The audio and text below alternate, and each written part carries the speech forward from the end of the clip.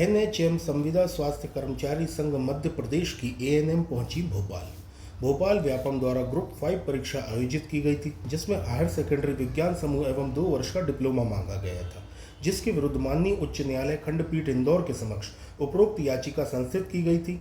उक्त याचिका में माननीय उच्च न्यायालय खंडपीठ इंदौर द्वारा पारित निर्णय दिनांक 5 अप्रैल 2024 को निर्देशित किया गया है कि वर्ष 2023 में भर्ती नियमों में बदलाव किया गया है, किंतु याचिकाकर्ता इसके पूर्व ही अर्हता पूर्ण कर चुकी हैं, इसलिए भर्ती हेतु वे योग्य हैं। अतः माननीय उच्च न्यायालय द्वारा पारित निर्णय दिनांक 5 अप्रैल 2024 के पालन हेतु अग्रिम कार्यवाही करें। एनएचएम के तहत कार्यरत एएनएम ने खरगोन, इंदौर, हरदा, खंडवा, बड़वानी, देवास जिले से भोपाल पहुंचकर माननीय उच्च न्यायालय से प्राप्त अस्थायी नियुक्ति पत्र जो प्रदान किए गए हैं, उनकी प्रतिलिपि माननीय स्वास्थ्य आयुक्त महोदय एवं नर्सिंग महाकौशल के अधिकारियों से मुलाकात कर उन्हें देने का प्रयास किया व शीघ्र पालन करने का निवेदन भी किया। वहीं उच्च अधिकारियों ने आश्वासन दिया कि शीघ्र इस पूरे मामले को लेकर उचित कार्रवाई की जाएगी। एएनएम बोली कि पूर्व मुख्यमंत्री शिवराज सिंह चौहान जी ने जो महापंचायत में हमारे लिए घोषणाएं की थी, जिनमें नियमित कर्मचारियों के समान ही हमें वेतन देने की भी बात कही थी, वे मात्र घोषणाएं बनकर रह गई हैं। वह विभाग हमारी बातों की ओर ध्यान नहीं दे रहा। आप सभी से निवेदन है, कृपया वीडियो को अंत तक देखें व हमारे चैनल को सब्सक्राइब करें। धन्यवाद। श्रीमती ममता हिरवे, एनएचएम एसएसके जिला इकाई खरगोन जिलाध्यक्ष, आज भोपाल की नगरी में समस्त एएनएम के विषय को लेकर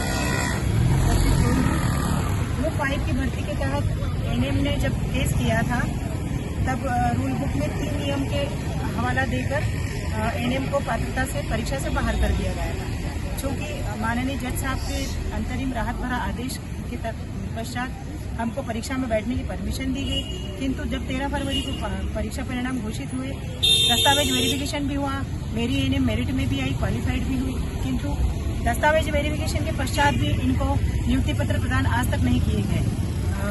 दिनांक 5 अप्रैल 2024 को माननीय उच्च न्यायालय महोदय के द्वारा फिर से एक आदेश पारित किया गया विभाग के नाम से, और उसके तहत समस्त एएनएम को जिन्होंने याचिका लगाई थी, उनको व्यक्तिगत अस्थायी नियुक्ति पत्र प्रदान किए गए हैं। उन्हीं नियुक्ति पत्र की प्रतिलिपि आज हम वल्लभ भवन माननीय स्वास्थ्य आयुक्त महोदय के कार्यालय में जमा की है। यदि हमको आने वाले समय में नियुक्ति पत्र प्रदान नहीं किए जाते हैं तो हम सुप्रीम कोर्ट का रास्ता। आपको किसी के द्वारा आश्वस्त किया गया था? मुख्यमंत्री जी के पास गए थे हम लोग। कौन स्वास्थ्य मंत्री जी? राजेंद्र शुक्ल साहब। अच्छा, क्या आश्वासन मिला उनकी तरफ से? आश्वासन मिला था कि हम इस पे काम कर रहे हैं, शीघ्र ही बैठक बुलाएंगे और आपकी समस्याओं का शीघ्र ही निराकरण करेंगे। रिजल्ट कब आया था आपका? 13 फरवरी इसी 2024 में जी। तो परीक्षाएं कब आपने उत्तीर्ण की थी? 25 जून 2023 में। जी, शिवराज सिंह चौहान जी ने महापंचायत के माध्यम से हमारे विभाग के समस्त संविदा कर्मचारियों के लिए घोषणा भी की थी, चूँकि वो घोषणा मात्र बन के रह गई है और आज तक हमको उस नीति का लाभ भी नहीं मिला। अब आपकी क्या मांग है शासन से? बस हमारी मांग ये है कि जो घोषणा शासन प्रशासन करता है उस पर अमल करे, यदि वो अमल नहीं करता है तो वो घोषणा ना करे।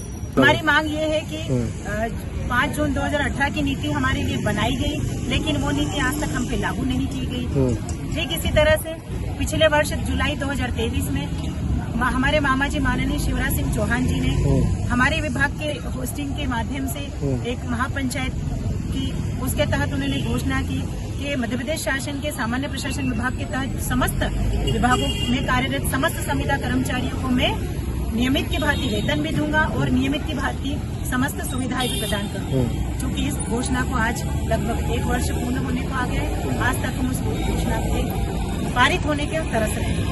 परीक्षा देने के बाद में जब हम माननीय उच्च न्यायालय का आदेश प्रेषित कर रहे हैं व्यापम में, और माननीय स्वास्थ्य आयुक्त महोदय से हम निवेदन कर रहे हैं कि जब हम कोर्ट केस जीत चुके हैं, हमको परीक्षा देने की परमिशन मिल गई है, उसके बावजूद भी आप दस्तावेज वेरिफिकेशन करने के पश्चात भी नियुक्ति पत्र प्रदान नहीं कर रहे हैं, तो ये हमारे साथ न्याय संगत नहीं है, बहुत गलत है। विभाग हमारे साथ में गलत कर रहा है।